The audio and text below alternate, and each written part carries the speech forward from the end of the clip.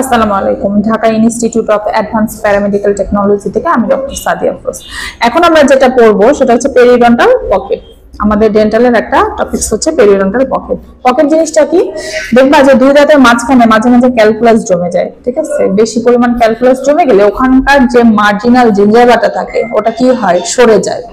সরে গেলে ওখানে ফাঁকা স্থান তৈরি হয়, ঠিক আছে? ওটাকে আমরা বলি পেরিডন্টাল পকেট। কি বললাম, আমাদের দুই দাঁতের মাঝামাঝি যে ক্যালকুলাস গুলো জমতেছে, জমার ফলে আমাদের মার্জিনাল জিঞ্জাভা গুলোকে ওখান থেকে সরায় দেয়, মাইগ্রেশন করে দেয়। দিলে কি হবে, জায়গায় ফাঁকা স্থান তৈরি হয়। ওটাকে আসলে বলা হয় পেরিডন্টাল পকেট। তাহলে মেডিকেল সায়েন্স অনুযায়ী আমরা একটু পড়ি। এই periodontal pocket is a pathological gingival sulcus that has been dependent by apical migration of the functional epithelium and destruction of the periodontal ligament and alveolar bones। কারণ পেরিডন্টাল pocket হলে দুইটা জিনিসকে নষ্ট করে দেয়। একটা হচ্ছে আমাদের যে পেরিডন্টাল লিগামেন্টটা থাকে সেটা, আর আমাদের যে বোনসটা থাকে, ঠিক আছে, অ্যালভিউলার বোনস, ওটাকে নষ্ট করে দেয়। তাহলে কি বললাম, এই periodontal pocket is a pathological gingival sulcus that has been dependent by apical migration of the functional epithelium and destruction of the periodontal ligament and alveolar bones। বোঝা গেছে? কি কারণে হতে পারে কজ? ওই যে ফার্স্টেই বললাম যে দুই দাঁতের মাঝে মাঝে কি জমে, ক্যালকুলাস। তাহলে ক্যালকুলাসটা যদি জমে এবং ওখানকার যে মার্জিনাল জিঞ্জাভাটা আছে ওটাকে সরায় দেয়, অ্যাটাচড জিঞ্জাভা থাকে ওটাকে সরায় দেয়, তাহলে এটা হচ্ছে পকেট ফর্মেশন করবে।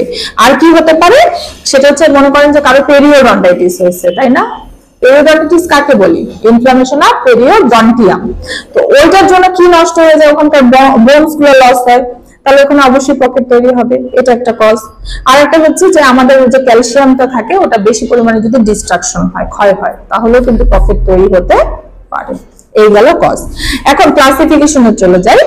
পকেটকে আমরা দুভাগে ভাগ করি। একটা হচ্ছে তার আকার আকৃতি অনুযায়ী, তার মানে বেসড অন দা মরফোলজি। আকার আকৃতি অনুযায়ী এটা দুইটাই থাকে, একটা হচ্ছে ট্রু আর একটা হচ্ছে false. True pocket, false pocket. আর আরেকটা হচ্ছে পজিশন অনুযায়ী, মানে কোন জায়গায় হয়েছে সেটা অনুযায়ী দুটো হয়। একটা হচ্ছে করোনাল সেকশনের সাইড থেকে হবে, আর একটা হচ্ছে রেটিকুলার, মানে গোড়ার দিকে হয়, ঠিক আছে, মানে রুটের নিচের দিকে চলে যাবে পকেটের ফর্মেশনটা, ওটা হচ্ছে রেটিকুলার পকেট। এখন চিকিৎসা কি দিব? যেহেতু আমরা বললাম যে আকার আকৃতি এবং তার স্থান দেখবো, তো স্থান দেখে আমি কি করব, যে কোন জায়গায় হয়েছে, কোন জায়গায় পকেটটা হয়েছে, যেমন সাবজিঞ্জাভাল, সুপ্রাজিঞ্জাভাল কোন জায়গায়, নাকি দুই দাঁতের মাঝামাঝি অ্যাডজাসেন্ট জায়গায় হয়েছে, এটা দেখে আপনাকে ট্রিটমেন্ট নিতে হবে। যদি অল্প থাকে সেক্ষেত্রে আমরা ফার্স্টে যেটা করি সেটা হচ্ছে স্কেলিং পলিশিং করে একদম পরিষ্কার করে দিলাম।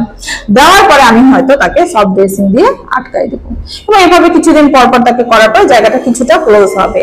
আর যদি দেখি যে রুট পর্যন্ত অনেক বেশি চলে গেছে, পকেট ফর্মেশন অনেক বেশি হয়ে গেছে, তখন আমাকে কি করতে হবে, সফট ড্রেসিং এর কাজ হবে না।